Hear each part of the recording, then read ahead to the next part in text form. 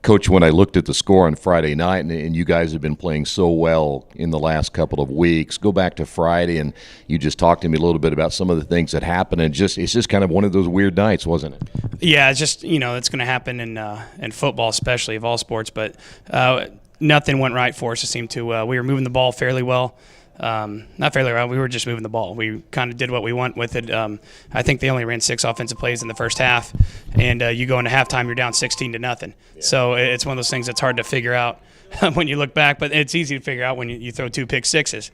And so, like I was telling you earlier, I'll probably never pass the ball again. I text Coach Oler from over there yesterday and said, I hope you know I can never pass the ball again anymore.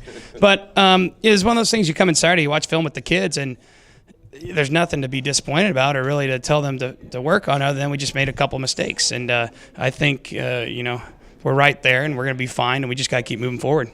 The one thing about it, and I heard Andrew Luck talk about this a little bit yesterday too, that every play counts, and that kind of is the case here too, isn't it? Yeah, definitely. It's one of those things where we had worked on a play that we wanted to throw in the if we got to the red zone based on what they did defensively, and it gone one way earlier in the game because they were playing it, and their corner sucked in on something. So I think Ryan thought, okay, it's going to happen again, not thinking that they're in the red zone and they might be playing a little differently. And the corner, Mole, sat there and made a great play, and he's a fast kid. I knew when he caught that he was gone, and that's okay. It's a good learning process for Ryan and for all involved, and including our receivers. So I think it's something we're going to be better from in the end.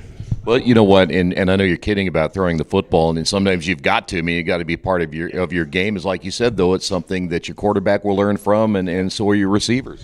Yeah, I mean, honestly, with an offense like ours, people are going to stack the box. So we got to throw every now and then to keep the defense a little honest and keep that threat out there. And that's something I was thinking of going into the week. The way they were playing defense, I thought we had an opportunity to throw, and we did throw the ball fairly well. You're going to look and say, well, there's 4 interceptions, and we did it. And one of those interceptions was on a kind of what you'd call a trick play, I guess, but with Dylan coming around. And we had planned if we got a turnover, we're going right to that play. And I didn't realize the jet stream was much worse up there than on the ground. And, that was a big play right there at the second half. We get a turnover, we turn around and get right back to them. So that's life. Hindsight's 20/20. We talked about this earlier in the year. So as a coach, I got to learn from that too, and probably make better decisions when it comes to that. Coach usually said, though, I mean, now you're down to 3 games. The next one is now the next one up. You forget about this one and think about next week. When you talk to your players, are they a team that can easily kind of forget last week if it's a bad week and move on?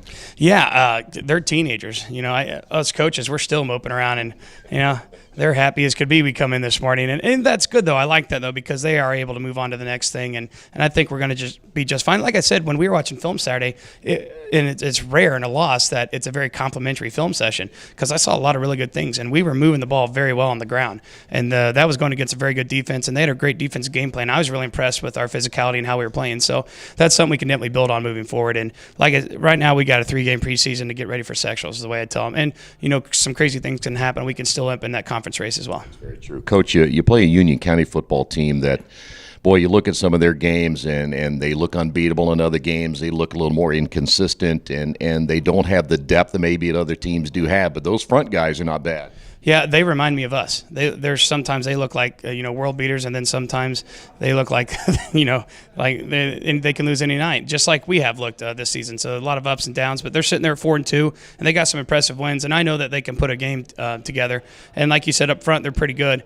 And it's one of those things where they got some size on us too. So it's going to be exciting for our kids to go out and compete, because I'm glad and embrace the opportunity to go play a good team, and we got to get a win against a good team, which I wouldn't say that we've really done yet, and that's no knock on anyone we beat, but we need to go out and get a win against a team with a winning record. They're coming in at 4-2, and it's a great opportunity for us to get kind of our swagger back and to feel good about a win. And they do throw the football quite a bit, at least from what the numbers I've seen. Is that something that from a preparation standpoint, is a little bit different than preparing against a Northeastern? Yeah, I really like what Coach Hoffman's done over there. With Fields going down with the ACL injury and putting Wicker, who's a great athlete, back there, and done a lot of things that cater his athletic ability, and you wouldn't say that he's a thrower, but he's pretty effective throwing the ball. And then Hensley can definitely stretch the field, so they got a lot of weapons on offense, and it's one of those things where we're going to have to be able to bend, not break, and just try to keep them, not let the big play happen, and try to make them get first downs. And I think that'll give us a fighting chance at the end of the night.